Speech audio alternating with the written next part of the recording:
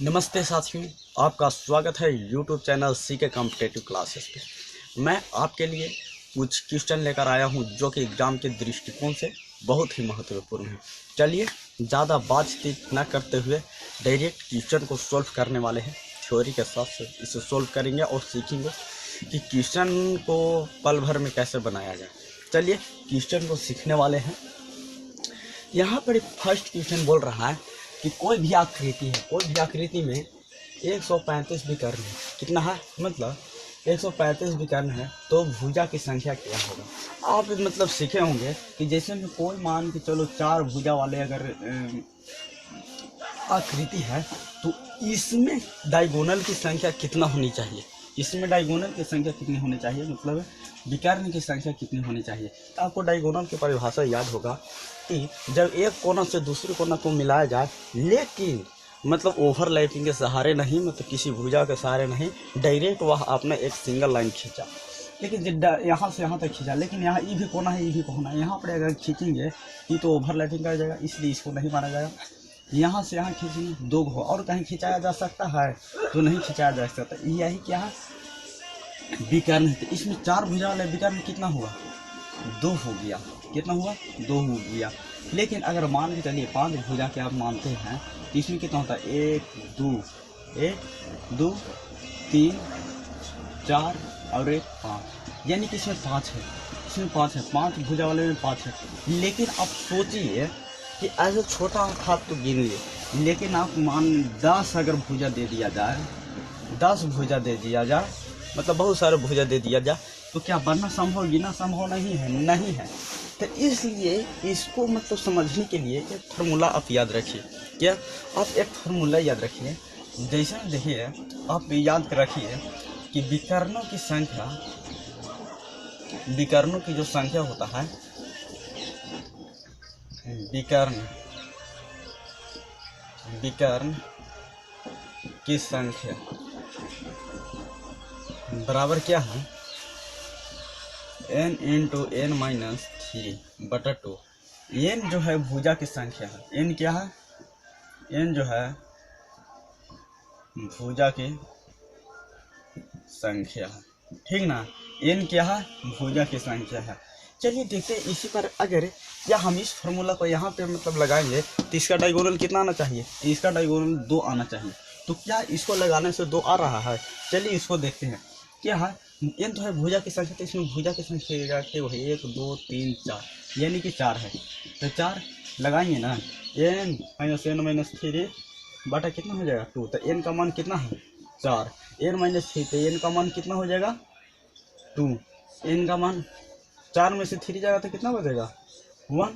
तो इसलिए देखा जाए टोटल तो 4 बचेगा बटा 2, यानी कि आपका डायगोनल आ गया 2। यानी कि आप समझ सकते हैं इसका फॉर्मूला एकदम परफेक्ट इस पर लागू हो गया। चलिए इस पर देखते हैं क्या 5 वाले पर यही चीज़ यहाँ पे लागू होता है कि नहीं, ठीक ना? इसको मिटा देते हैं, देखते हैं क्या है। n माइनस n मतलब n into n minus 3। n का तो भुजा की संख्या, भुजा कितना है? 1 2 3 4 5, 5 का भुजा है तो n 5 लिखिए। लेकिन n में से कितना घटाना है? भुजा की संख्या में से 3 घटाना है। तो भुजा 5 में से 3 घटाएगा तो 2 हो जाएगा, यानी कि बट्टा में कितना था? 2। 2 से 2 5 आया कि नहीं? 5 भुजा वाले में 5 आया कि नहीं आया? तो वही हम इसको मतलब थ्योरी के देख रहे हैं और इसके बारे में मिटाते हैं।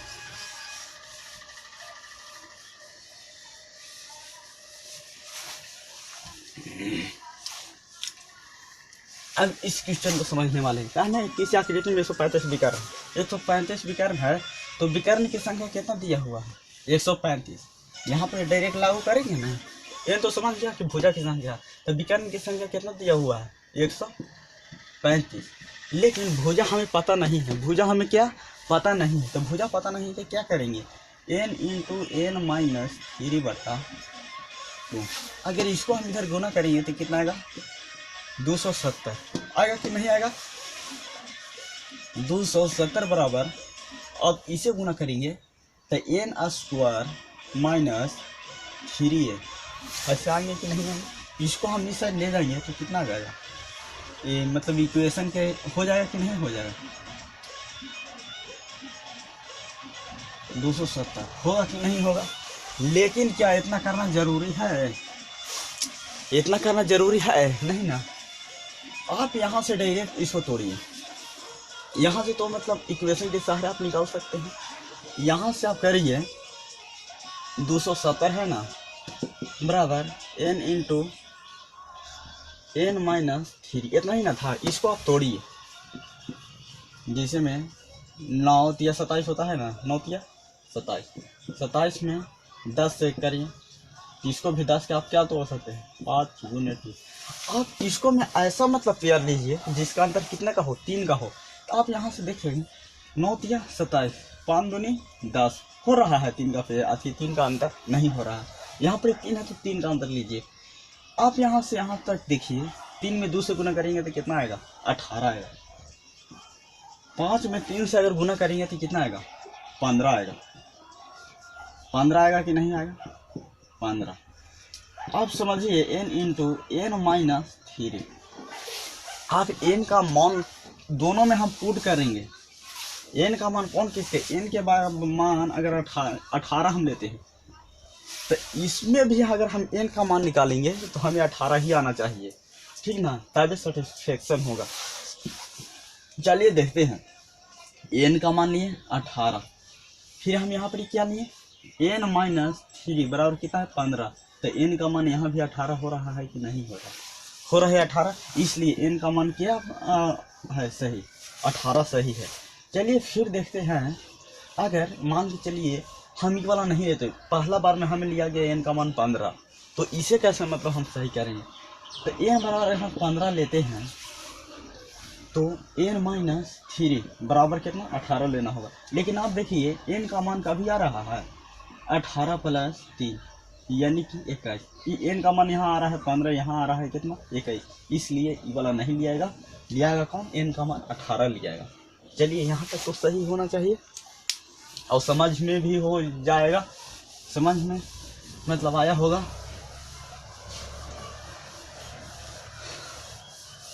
चलिए और यहाँ पे आप क्या करिए कि आप ऑप्शन के सहारे आप समझिए, ऑप्शन बाय क्या, ऑप्शन बाय, ऑप्शन बाय में क्या करिए कि आपको विकर्ण की संख्या कितना है, 135 है, n इंटू n-3/2। पहला में आप ऑप्शन रखिए, दूसरा में रखिए, तीसरा में ऑप्शन रखिए। आप देखिए कि 35 गुने 35 में 3 जाएगा 32, 35 में 3 जाएगा 32/2 यानी कि 16। आप समझ सकते हैं कि क्या इसमें से 16 से अगर मल्टीपल करेंगे तो इतना आएगा। देखिए अगर 10 बार में गुना करेंगे तो कितना आएगा, मतलब 350 के लगभग में आएगा।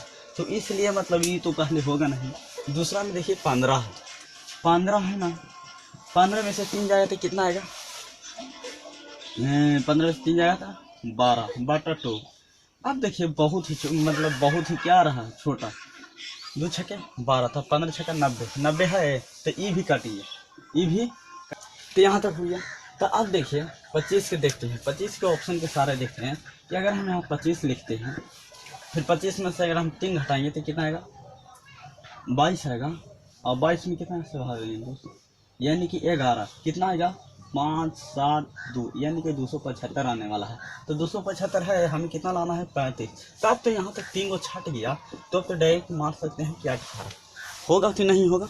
चलिए देखते हैं, इसको भी हम सोल्व करके देखते हैं कि होता है कि ना, शायद नहीं हो। देखिए 18 में से अगर 3 जाएगा, 18 में से अगर 3 जाएगा तो कितना आएगा 15, यहाँ सब 2 से काट मतलब भागा दीजिए यानी कि 9, 15 9 35 से 135 है कि नहीं है, इसलिए आपका सही आंसर क्या हो जाएगा 18 हो जाएगा। तो इसलिए आप इसे मतलब ज़्यादा थी बड़ा मत समझिए, समझाने में उतना होता है, एकदम डायरेक्ट समझ सकते हैं कि जब इतना आ गया ऑप्शन बाई से, इतना सिर्फ इसमें मान पुट करिए मतलब कौन सा आता है और डायरेक्ट आंसर को मतलब चूज करके मार दीजिए, ठीक ना। तो अगला क्वेश्चन के सहारे देखते हैं। तो अगला क्वेश्चन देखते हैं नेक्स्ट। तो देखिए नेक्स्ट क्वेश्चन में क्या कहता है कि सेकेंड नंबर कि 2 वस्तुओं का कुल क्रयमूल्य 2 वस्तुओं का कुल क्रयमूल्य 2400 रुपया है। यदि पहले को 20% हानि पर बेचा गया है, ठीक ना, पहले को 20% हानि पर जबकि दूसरे को 20% लाभ पर बेचा जाए, तो इनके विक्रयमूल्य का जो अनुपात है कितना आएगा, 4:3 होता है। तो हानि पर बिकने वाला क्रय मूल्य कितना होगा, चलिए देखते हैं इसको कैसे बनाया जाएगा। यानी कि एक फर्स्ट क्या है, वस्तु है, और एक सेकेंड वस्तु है। इन दोनों का जो विक्रयमूल्य का अनुपात है, विक्रयमूल्य का अनुपात 4:3 कितना है, 3 है कि नहीं है, 4:3 के रूप में है। चलिए, तो हानि पर बिकने वाला, इसको हम अभी हम बता सकते हैं, क्रयमूल्य में बदल सकते हैं। और क्रयमूल्य में बदलने के लिए आपको क्या करना होगा कि ये जो हानि पर बिक रहा है फर्स्ट वस्तु को, जिसमें देखा जाए यदि पहले को 20% हानि, पहले को कितना बेचा जा रहा है, मतलब ये जो राशि है 4 में बेचा जा रहा है। आप सीधा सीधा सोचिए कि पहले 4 में बेचा जा रहा था, लेकिन हानि पर बेचा गया। अब फ्लेक्सिबल मान कितना मानते हैं, माना कि क्रय मूल्य कितना है, 100 रुपया है, 100 रुपया है। तो अब इसको मान सकते थे ना कि 20% हानि पर बेचा गया, यानी कि बेचा कितना गया होगा, 80 रुपये में बेचा गया होगा। लेकिन हमें क्या लाना है, क्रय मूल्य लाना है। यहाँ शो कर दिए, क्रय मूल्य लाना है। यहाँ पर देखिए 20% लाभ पर बेचा जाए, 100 रुपये था, 20% लाभ पर बेचा जाएगा, तो टोटल 120 रुपये में बेचा गया है। यहाँ बेचा गया तो सेकेंड वाला को 3 रुपया में, लेकिन यहाँ बेचा जा रहा है 120 रुपया में बेचा जा रहा है। लेकिन यहाँ का क्रय मूल्य अगर निकालना रहेगा तो कितना से गुना करेंगे, 100 से गुना करेंगे। तब विक्रय मूल्य का राशि नहीं रहा, अब विक्रय मूल्य का रेशियो नहीं रहा, अब किसका रहा, क्रय मूल्य का रेशियो रहा, क्रय मूल्य का रेशियो रहा। अब समझे ना, कहे कि 100 से हम गुना किए हैं, क्रय मूल्य का रेशियो रहा। चलिए देखते हैं, अब इसको काटेंगे, 100 से 100 कट जाएगा, यानी कि इसको से 1 0 काटेगा, 4 दूना या 3 चौ 12, 2 दूनी का 4, यानी कि इसका जो रेशियो आएगा 2:1 के रूप में आएगा कि नहीं आएगा। ये रेशियो किसका है, क्रय मूल्य का रेशियो है। अब देखिए टोटल रेशियो कितना है, 2400 है। हम कहेंगे टोटल रेशियो कितना है, 3 है टोटल रेशियो, है कि नहीं है। और यहाँ पे टोटल रेशियो कितना है, 2400 है। टोटल रेशियो कितना है, 2400 है। तो एक रेशियो बराबर कितना है, 800, 800 के बराबर आया कि नहीं आया। लेकिन क्या कह रहा है, हानि पर बिकने वाला राशि का क्रय मूल्य, क्या हानि पर बिकने वाला, हानि पर कितना बिक रहा है, 2 पर बिक रहा है, इसी पर बिक रहा है, फर्स्ट वाला पर बिक रहा है। और फर्स्ट वाला क्रय मूल्य का जो रेशियो है 2 है, तो हम 2 रेशियो बराबर कितना हो जाएंगे, यानी कि 800 गुना 2, यानी कि 1600, ठीक है ना।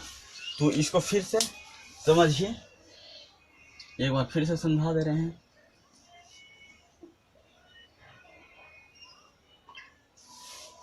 देखिए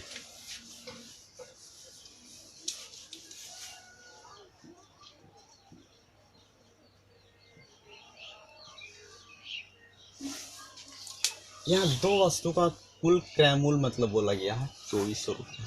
तो अभी इसको हम नहीं देखेंगे। यदि किसी पहले को 20% हानि पर बेचा गया, तो पहले को है सेकेंड हम मान लिए हैं, दूसरे को 20% लाभ पर बेचा जाए, तो इसका विक्रय मूल्य का जो रेशियो था, पहले विक्रय मूल्य का रेशियो कितना था, 4:3 था। पहले विक्रय मूल्य का जो रेशियो था वो कितना था, 4:3 था। चलिए, और हानि पर बिकने वाला राशि का क्रय मूल्य पूछ रहा है, यानी कि हम सोचें कि अगर एक क्रय मूल्य का मतलब रेशियो आ जाए, अगर जो विक्रय मूल्य का जो रेशियो दिया हुआ था, अनुपात दिया हुआ था, अगर वह क्रय मूल्य का अनुपात आ जाए, तो हमें सीधा सीधी निकालने में मतलब आसानी पड़ेगा कि नहीं पड़ेगा। तो वही के कारण हम इसको किए क्रय मूल्य में किए। अगर 4 रेशियो था, यहाँ बोल रहा है कि अगर 4 रुपये में बेचा जाए, तो यहाँ 4 रुपये में बेचा गया है, और हम लोग क्या किए हैं, 100 रुपया फ्लेक्सिबल मान माने थे, मतलब 100 रुपया माने थे। तो बोला गया कि 20% फर्स्ट वाला को 20% हानि पर बेचा जाए, तो वेस्ट वाला हानि पर बेचा जाएगा, यानी कि 80 रुपये में बेचा होगा तब है ना। तो ये वाला ऊपर वाला का मान हम किससे मतलब कंपेयर करेंगे, 80 से करेंगे।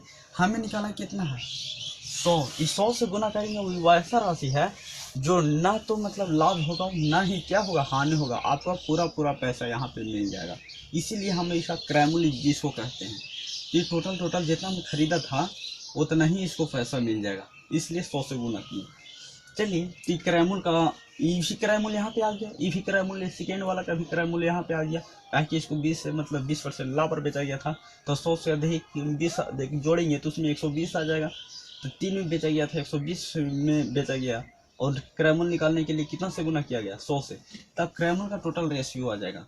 तो इसको काट दिए और 2:1 के रेशियो में आया। अब इसको कंपेयर कर दिए किससे, मतलब 3 रेशियो बराबर कितना था, टोटल क्रैमुल कितना है 24, वहाँ कहेंगे टोटल क्रैमुल कितना है 3 है, तो 1 रेशियो बराबर 800 है। तो 2 रेशियो हानि पर ना बोल रहा है, अगर लाभ वाला पर बोलता कितना से करते, 1 पर करते, 1 से गुना करते, इसलिए क्या है 2 से किया, तो इसका रेशियो मतलब मूल्य कितना आ गया 1600। चलिए यहाँ तक तो समझ में आ गया होगा। देखिए नेक्स्ट क्वेश्चन थर्ड वाला, कि 3 साझेदारी के लाभ का अनुपात 5:7:8 के रूप में है, जबकि इनका धन क्रमशः 14 महीना और 8 महीना और 7 महीने के लिए निवेशित रहा है, तो इनके पूंजियों का जो अनुपात क्या होगा। एक आप याद रखिए फॉर्मूला रहता है, जैसे में लाभ बराबर पूंजी गुना समय, तो पूंजी बराबर आप निकाल सकते हैं कि ना, पूंजी बराबर लाभ बटा समय, निकाल सकते हैं ना। हाँ तो देखिए यहाँ पर 3 व्यक्ति है, मान के चलिए, एक ए है, दूसरा बी है, तीसरा क्या है सी है, बी है और तीसरा सी है। बोल रहा है कि सभी का जो व्यक्ति के जो लाभ का जो अनुपात है वो कितना है, 5 महीना मतलब 5:7:8 के रूप में, 5:7:8 के रूप में है कि नहीं है। फिर देखा जाए क्रमशः इनका जो क्रमशः समय जो निकला है, समय जो है वो कितना है 14 महीना, 8 महीना तथा 7 महीना के रूप में।